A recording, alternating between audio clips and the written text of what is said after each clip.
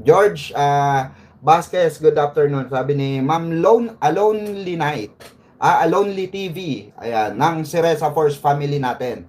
Shoutout sa lahat ng Cereza Force family natin dyan. At sa VMB family at sa M. Cervera Forever family natin.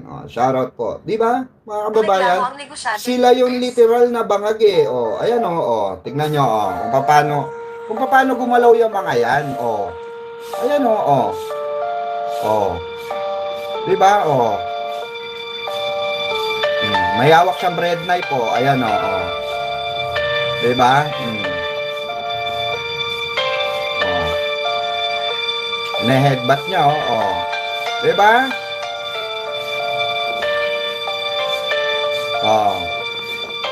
Parang gusto niya kasi diyan, mga kababayan, libre na yung babae. Grabe, no? Bangag na ganyan yung mga galawang bangag talaga, ang yabang, no? Grabe, no? Ang sarap tampalin ni, no? Pulong, Ang sarap tampalin ng mukha, no? Ang kapal ng mukha, no? Oo, power tripping nga. Ayun, sinaksak ng pabaliktad. Gago, Yan yung mga mapang-abusong tao, di ba? Imagine niyo, nyo yan, mga sinong tarantadong boboto dito, di ba, mga DDS lang? Kasi nauuto sila, kasi nga stupid sila. Di ba? Kasi nga bobo sila. Kasi nga abnormal ang mga DDS. Tingnan nyo, nakita na nila kung gaano kaabusado ang mga Duterte, mga kababayan. Pero pilit pa rin nilang pinapaliwanag sa sambayan ng Pilipino na okay ang mga Duterte. Di ba, mga abnormal? Kasi bakit? Tulad na lang nila J. Guevara, di ba? Natirador ng 13 anyos. Imagine niyo, eto si J. Guevara, titira ba ng 13 anyos siya kung normal yan? E di malamang sa malamang gumagamit din ng ipinagbabawal na teknik yan, mga kababayan. Gumagamit din ng ipinagbabawal na teknik. Ikaw, 13 anyos, titirahin mo. Ilang taong ka na? 30 anyos ka na. J. Guevara, 30 anyos ka na nun. Puta, anak mo, parang anak mo na yung kung tutusin. Ang panganay ko nga, mga kababayan, sa edad kong 40. Ang anak ko na, ang anak ko po, magdi-19 na. Si J. Guevara, mga kababayan. Si J. Guevara po, tumira ng 13 anyos, hindi na nahiya sa katawan. Ang laki-laki ng katawan mo, nanggigigil ako kasi alam nyo, mga kababayan, kung saan ako mangyayaring babae, may magjojowa ng 30 anyos, ay naku po, isisilid ko talaga sa sako dapat dito kay J. Guevara, no, maturuan talaga ng leksyon to, pero di ko alam kay Nyolo kung kailan i-process yung kaso nitong hayop na to ang kapal ng mukha, no? Anak na niya, pinagmamalaki pa niya. Anak na niya yun. Diba? Sige nga, sino sa inyo ang papatol sa 13 anyos na bata? Mga kababaihan, for example. Yung mga kababaihan po dito, may nagkagusto sa inyong 13 anyos na binata. Sige nga, papatulan nyo ba kung ikaw normal ka mag-isip? Anong sasabihin mo dun sa batang lalaki? Ano sasabihin nyo, mga kababayan? Shoutout sa kay Mio at Tullier Wilfried. Ayan, shoutout po. 'Di ba? That is still a grandmother. Sabi ni Ateng, Athena Vlog. Ayan, shoutout po. Mga Dutertes are not sensible. The last ones who are close to them are making trouble. Their families are not in order. How can you expect our country to be in order? You should start with their families first. Correct. I agree, Mama Maria. Diba? Tingnan nyo yung mga tagasunod ng mga Duterte. Bangag na rin. Banateros, bangag na yan Diba? Tingnan nyo yung tagasunod nila, yung bibitayin po sa Amerika. Diba? Bibitayin, ililital injection, mga kababayan. Dahil bakit po? Dahil ng molestya rin ng bata. Kagaya kay Kibuloy. Eh di ba si ano si Kibuloy merong kasong ganyan sexual abuse, child trafficking. Oh. 'Di ba? Meron pong ganung ano sila, kaso sila. Oh, kaya kayo, no mga kababayan, ha? Especially sa mga DDS na nanonood dito, wake up, wake up. Dahil hindi po tama, nasusuporta tayo sa mga literal na adik, literal na mga bangag. Oh. Bukod na sa adik sa kapangyarihan, adik sa kabastusan, adik sa kawalangyaan, lahat ng kaadikan, inangkin na po nila. Oh. Kaya nga na minamana na nila J. Guevara. Oh, eto pa si J. Guevara pa, oh. Ayon kay Maharlika, ayon kay Maharlika. Oh, pinag-uusapan nila sa GC nila na si J. Guevara di umano ay nagbigay kay ano, kay Banatbay. Oh, ng minor de edad na tropa nung asawa niyang minor de edad. Oh, di ba gago? Oh. Hindi nga lang natin alam kung babae ba o lalaki ang binigay. Oh. Kasi ang alam natin ang alam natin bayot po, bayot si si Banatbay. Oh, kaya nga Banatbay Banat bayot. Oh, saka wala po nag-aalaga ng mga babae, 'di ba? Wala po nag-aalaga ng mga babae kung hindi ka bayot. Wala po nag-aalagang sa showbiz or sa mga babaeng grupo. Kung hindi ka bayot. Eh malamang sa malamang, yung nasa thumbnail natin nung nakaraan, yung pinakita ko sa inyong babae ron. Kasi pinasa lang din sa akin yung nakaibigan kong DDS. Nakalaban nila Banatbay. Kasi kakampi yun ni Maharlika. Oo, kay Alpute, kay ano yon, kay Hanilet yon. Kasi sila Banatbay kay Alputera, ayaw kay Hanilet. Kay BP Sara nila. Tapos itong si Maharlika, kay Bongo at kay Hanilet. Doon sila kaya magkakaaway yan mga yan. Eksakto itong si Maharlika nag-spread ng ng chismis sa GC nila.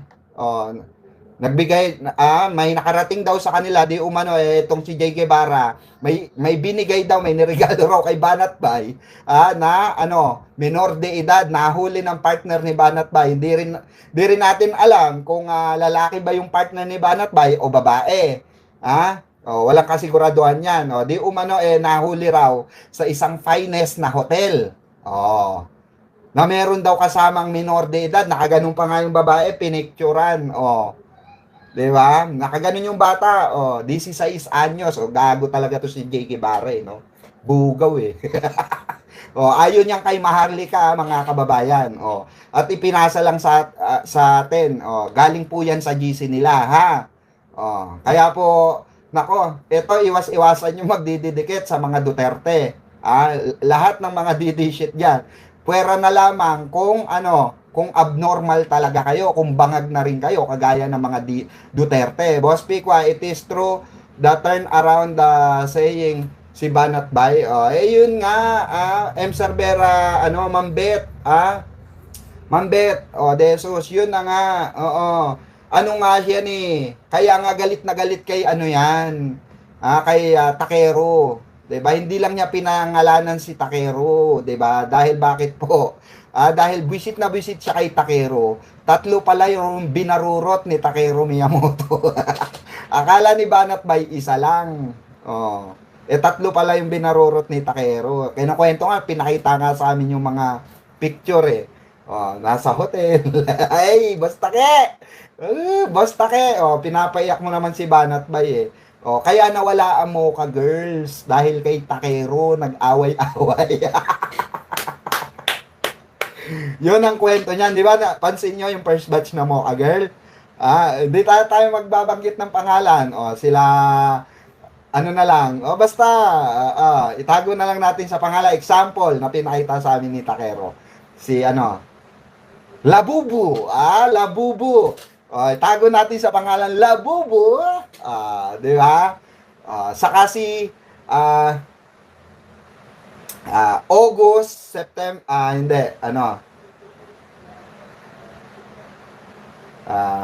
February, March, April, May, June. Itago natin sa pangalan kalendaryo. Yan na lang. Di ba? Ibang klase si Boss Pake. Oo. Pinag-away-away kaya pala bad trip si Banat Bay. Nawala yung Mocha Girls niya. Tanong nyo kay Boss Take kung may nabuntis. Baka may lolo talaga to si Boss Takero. Ganyan-ganyan lang yan. Laki-laking tao niya ni Boss Take. Di ba? Imagine niyo nung wala pa siyang sakit, di ba? Kasagsagan pa niya, di ba? Siyempre, tikas eh. Siguro upo. Di ba? Yung laki ni Boss Take, imposibleng hindi upo yan. Di ba? Imposibleng hindi upo yan. Sabihin naman sa ni Boss Take, hayop ka piko. Upo ko pinag-uusapan niyo eh. Hindi, real talk lang, di ba? Handsome si Takero. Ay, nako, talaga pong gwapo talaga nung kabataan si Takero. Nakapolo-polo pa yan, oh. Merong picture doon, nakapolo pa siya. Mayroon pang artista, magulat kayo. Baka magulat kayo. Ay, nako, isa sa mga nagpatangkad sa mga batang 90s. Naging jowa ni Boss Takero. Mahilig talaga tirador pala talaga si Boss Take nung panahon na yun eh. Hair length, sabi ni Miyu. Shout out Miyu. Boss, isn't this the NBI way of saying that DDS is always chick to the Bongbong Marcos? Ayan. Actually, yan pong mga DDS, meron pong yan, meron na pong mga warrant of arrest yung iba dyan. Hindi lang po nababalita, yung iba nga po nakakulong na eh. Yung iba po, nakapagpiyansa, yung iba nakakulong na. Walang pampiyansa. Lalo na po yung mga nagko-comment, nag-i-spread ng fake news laban kay Pangulo. Ang dami po, pinakita po sa amin yan, nung mga unang buwan pa ng taon na to. Alam na po namin yan na maraming uhulihin ng NBI ng lahat ng babastos kay Pangulong Bongbong Marcos. Boss P, the comment section is auto-translated. Oo nga po I am Batman eh. Alam mo naman tayo rito, 'di ba? Medyo social na tayo, nasa English conference na tayo. So we have to adjust ourselves. We are not like Binoy, you know? No, we are not like Robin Padilla that he cannot adjust the sentence that we know. At least kahit ano-ano sabihin natin dito, at least we have to separate your honor, your move, your honor. Wala tayong ganon, wala tayong kahit paano wala tayong mga English na ganon, let's move your honor, wala mga ganon. When you're DDS, it's okay to not curse. It's okay to not sell. And it's okay to spread factual news. Ganun po ang mga DDS eh. Hindi po sila mahilig sa mga factual news. Puro sila fake news. Yan po ang kalidad ng isang DDS. Mga mana nga kasi sa mga amo nilang bangag. Ganun po yon. Manang-mana sa mga amo nilang bangag na walang ibang ginawa kung hindi magpasarap sa buhay. Nako, ayan may lumabas na may lumabas na, mukhang dadakpiin na si Maharlika, mga kababayan. Basahin natin to basahin natin tong balita. Si Claire Contreras na mas kilala online bilang ang vlogger na si Maharlika ay kasalukuyang nahaharap sa patong-patong na kasong libel, sa kasong legal tulad ng cyber libel at inciting to sedition sa Pilipinas at United States, mga kababayan. Yan na yung sinasabi natin. Nakarating na po sa United States. Nako. Balita natin merong sakit na walang lunas. Si Maharlika. Nako, yari ka niya, Maharlika. Mukhang diyan ka na matutuluyan sa Amerika. Kayo ba mga kababayan, mga kabengador, tingin nyo, baka matuluyan na to sa Amerika, doon na masintensyahan ito. Bet Jesus, oo nga eh. Ayan, Ma'am Dolly Babe, shoutout daw, sabi ni Miyu. Ayan. Di ba? kinakarma na po sila. Tapos sasabihin nila, kita-kits na lang sa 2028. Wala nang ganun. Tandaan nyo to mga DDS, wala nang isang Duterte ang uupo muli. Hindi tanga ang buong Pilipinas. Iilan lang kayo mga DDS, tandaan nyo to. Mas marami ang Pinklawan, Dilawan, Loyalista, at kung sino-sinong ibang partido na hindi sa inyo, so suporta. Iilan na lang ba kayo sa baluarte nyo? Kayo-kayo na lang na mga bayaran ang nagpapauto dyan. Diba? Wala na nga halos na uuto yung mga yan. Yung mga Duterte, wala na pong ano yan, wala na pong tawag dito, wala na pong value yan. Okay? Wala nang value dito sa Pilipinas yan. Kaya tandaan nyo to mga didiles. Wala nang uupong bangag na DDS. Wala na pong uupo na bangag na mga Duterte. Tandaan nyo po yan dahil gising na po ang sambayan ng Pilipino. Tulad nito ni Marco Beta. Si Marco Beta, sa tingin nyo makakaupo pa yan? Hindi na makakaupo yan. Paano? Sinabi niya na ipamigay na lang daw yung KIG sa China para tapos na usapan. Tarantado, di ba? Bobo, di ba? Burikat, the poor girl hasn't even gone home yet. She's still handcuffed at the airport. Hindi na talaga makakauwi yan. Diyan na yan, mahuhuli yan. Ben Barubal is also a pro-China boss. Yan, isa pa. Yan, wala namang mukha yan si Ben Barubal. Kahit magsalita yan, takot yan biruin nyo nga. 'Di ba si Ben Barubal, kung ano-ano lang sinasabi, wala namang dating, 'di ba? Okay po, jajakita natin. Wait lang po.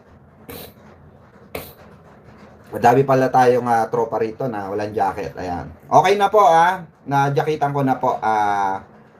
Mama Bet. Ayan. Salamat po. Salamat. Boss P, Miyu and Tolier Wilfred jacket, thanks. Ay, opo, si Miyu ba? Oo, si Miyu. Ayan. Miyu.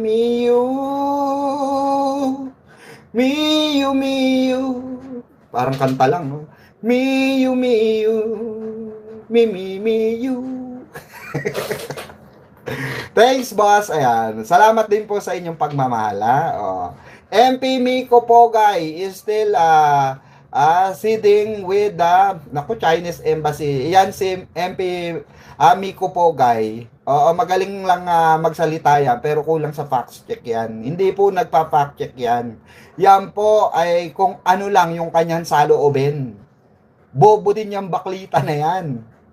Bobo rin yung bakla na yan. Thank you, Papa P. Papa P, sana all. No? Meron na tayong bago, Papa P na. Thank you, Brother Pico. You're welcome po. I love you so much. Sana all, Papa P. Kulang na lang I am Batman. Magdidilang anghel ka pag ako pumayat na. Actually, meron kaming challenge ni, 'di ba iispa kami, 'di ba? Nagsasauna kami. May challenge kami ni Tol Chris Ulo. Kasi nagdidikit kami ng timbang medyo lamang lang ako ng konti sa kanya. Angat lang ako, konting-konti lang. Ngayon, susunod na balik daw namin, kailangan pababaan na. Kaya ako po ngayon medyo nagdadayet-dayet talaga ako. Nagjejet ako na malala. Pagdating po sa sa kanin, sa mga carbs. Iyan lang ang importante diyan, 'di ba? Carbs lang. So mag-lessen ka ng carbs. More on pwede ka naman magkarne basta balance, 'di ba? Hindi ka sosobra. 'Di ba? I am Batman. Kaya ako mga kababayan, makikita nyo sa mga susunod na panahon. Magdidilang anghel ka. Magdilang anghel ka sana, I am Batman. At ako yung sinasabi mong Papa P, sana ma-achieve natin yung Papa P. Di ba? Maglalaway yan sino ba to? Si Banat Bay. Lalabas ang kabadingan niyan pag ako nakita niya. Ay, nako. Kaya ingatan po natin ang ating mga boto sa darating na halalan, no? Alam ko naman sa inyo, Diyos ko. Alam ko yung mga talagang literal sa inyong loyal as loyalista, as pinklawan, as dilawan, di ba? Alam ko 'yan. At never ever na nga tayo magboboto at luluklok ng Duterte muli. Sabi ko nga sa inyo, magboto na tayo ng iba, wag lang ang Duterte. Kahit sino iboto natin, walang problema, wag lang ang Duterte. Dahil ayaw po natin magkatotoo yung sinasabi ni Digong, no? Na putang ina, meron tayong presidenteng bangag. Si Sara na po yun, mga kababayan. Si Sara na po yun tinutukoy dahil nga, pinakita na natin ebidensya, kuwang-kuwa ng mga kamera, ng mga live media, kung gaano kabangag sumagot ang nag-iisang Sara Duterte. Di ba? Kaya maraming salamat sa mga viewers natin ngayon. At tayo magpapahinga muna at magbabalik tayo makalipas ang ilang oras, mga 2-3 oras siguro, no, magla-live uli tayo, magsama-sama tayo mamayang gabi. I also caught your live. Ayan, salamat Mr. Densyo. Nako, may Densyo. Shoutout sa'yo, Densyo 19 mega love shoutout. At good evening, greetings from United Kingdom. Ano ba yan? Australia ba yan? Yan? Ma'am Lina, ayan, Villalon. Ayan, shoutout po. Oo. Shoutout po sa inyo. Maraming salamat po. The English of Hitad is kitchen. Hitad kitchen, 'di ba? Hitad malandi. 'Di ba Hitad? Thanks Papa Pinax. Ganyan, I am tawag dito, I appreciate your compliment, but I need cash. Yun, Australia. Ayan. Thank you so much sa mga taga-Australia natin. Must be done on 2028. Thanks everyone. Stay safe and healthy. God bless us all. Sabi ni Ma'am Dali Babes. Maraming salamat po sa lahat ng sumubaybay ngayong hapong ito at mamaya po magkita-kita po tayo. No cash available, yun lang.